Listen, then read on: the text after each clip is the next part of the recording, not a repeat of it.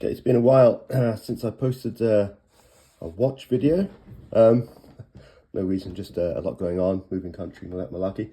Anyway, I thought I'd share with you what I've now achieved in my long, glorious life, and that is what I feel is the perfect three-watch wardrobe for men, right? Not collection, because collection implies you kind of store it and hardly ever wear it, but no, this is what I consider the wearable three-watch wardrobe, right? And this is for me. I'm lucky enough, I'm fortunate enough to bought certain watches at a certain time that allowed me or afforded me the luxury of being able to sell at a high price, pure luck, no planning, which has enabled me to kind of build this little kind of set of watches. But and of course, others may choose Casios and Citizens and Tissot's and whatever, and that's absolutely fine. But I think the watches I'm going to share with you, each serve a particular purpose and get worn. So let's quickly go through what they are. So the first watch that's already been in my collection, I've already kind of done a video on, is the Langer and Cerner Saxonia, basically dress watch in white gold. I mean, this watch is beautiful. I absolutely adore this watch. As I said, I think in previous videos, as a dress watch, of course, it's incredibly thin, so it definitely will slide under almost any single cuff you've got, double or single. It's a great size. It's 39mm. It's just plain, simple, plain face, nothing fancy. Again, on a dress watch, you tend to want them to be kind of simple and understated. But it's a precious metal. It's white gold or grey gold, as Langer and Patek call it. And what I absolutely love, of course, is this finish work on the back. I mean, it's absolutely outstanding. I was lucky enough to visit the factory some years back, and just watching the watchmakers kind of working on these tiny pieces. It's fabulous, absolutely fabulous. So this is my dress watch. All right. I've put it on a blue watch strap. Is it from? Let's see if I can find a name. Yeah, Jean Rousseau. So they have a store actually in London, and like I said, it's an ostrich leather. It's beautiful, very understated, but the perfect thing you need for a dress watch. So that's the dress watch. And it gets worn more frequently than than I would like, actually, considering I'm quite antisocial. Anyway, super watch. So that's the dress watch. The second watch is what I call my kind of like fun watch. It's this thing you might wear on weekends. You might wear it, out to to a party and so on. You might even wear it to work on occasion. And that is, as you guys all know, it's my Patek Philippe World Time chronograph. Complication, of course. It's interesting because if you remember, I had the Nautilus, and the Nautilus, as I said in the previous video, I traded up to be able to acquire this watch. And as I said before, the Nautilus is, I mean, I appreciate its agenta design and so on, but it had a date and a time, and that's all. So we had to trade, and it's stainless steel, we had to trade that up for this, which is a complication watch.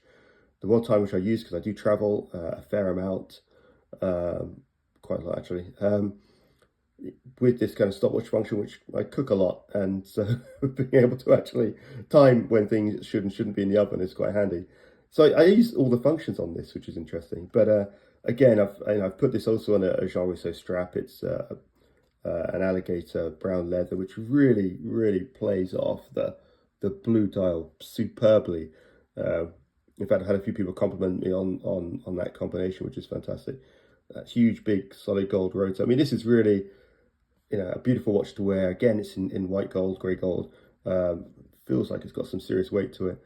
But as I said before in that earlier video, the reason I traded out the sports watch, which was the Patek, was because it was just too noticeable. It was too obvious. I actually couldn't wear it, without feeling like I'm having to continuously cover my wrist and not expose it in any situation.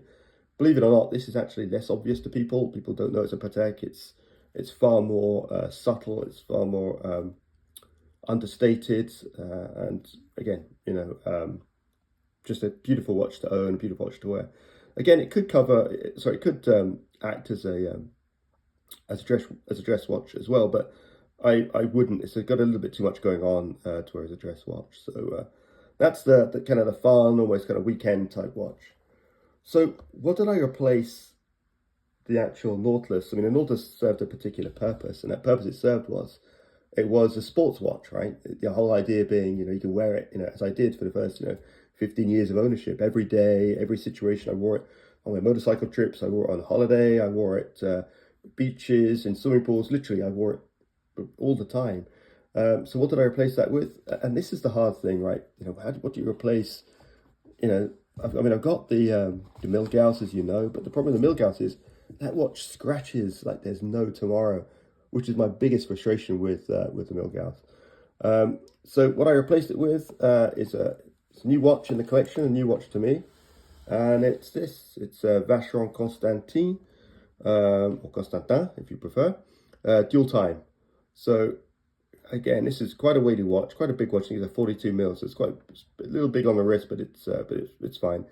It's stainless steel, but it feels like it has some serious weight to it. It's got a beautiful dial. I mean, absolutely stunning dial. I chose the white dial option rather than the dark black or blue because it's clearer to read, in my opinion. This is a 2015 watch. It's not a new watch at all, but absolutely fantastic. I've been wearing this pretty much every day. It's built like a tank. As you can probably say, it's got quite a bit of weight to it. It actually sits really nicely on the wrist. As you can probably tell by the strap, it allows the watch to kind of hug the wrist, superbly well. Simple kind of date pusher here, which is easy to use as and when you need to use it. The dual time function, again, useful because, like I said, I do travel a fair amount.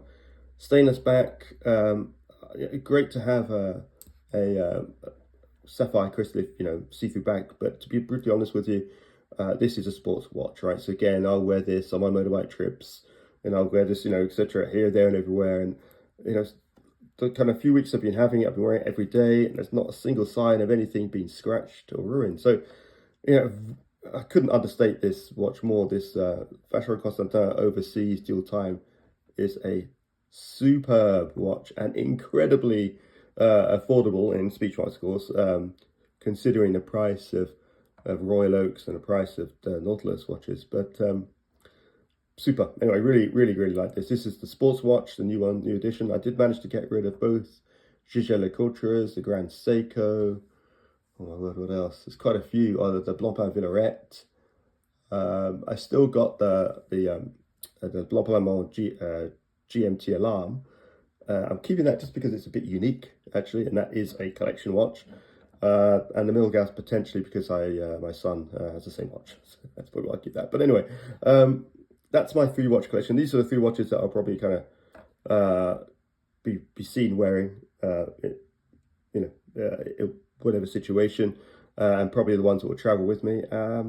Interested to know whether you agree or disagree, and if you have a different view, what your different view of the 3 would be. But this is mine. Thanks for listening.